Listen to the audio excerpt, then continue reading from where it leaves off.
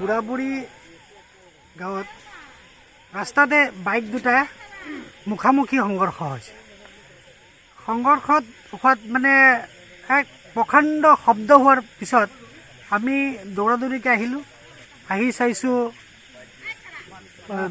দুইফালে দুটা পৰি আছে। তো আমি ধৰাধৰিকৈ দুয়োটাকে মেডিকেলত পঠিয়ালোঁ। লগে লগে থানাত ইনফৰমেশ্যন কৰা হৈছে আৰু থানাই এতিয়া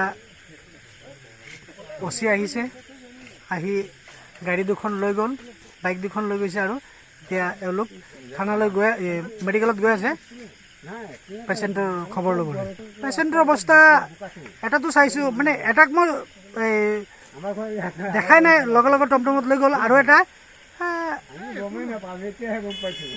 মানে চিৰিয়াছ বুলিয়ে ক'ব পাৰি আৰু লৰচৰ কৰিব নোৱাৰে, ভৰি লৰচৰ কৰিব নোৱাৰে। এতিয়া মানে মেডিকেলত গ'লেহে গম পাম কি হৈছে।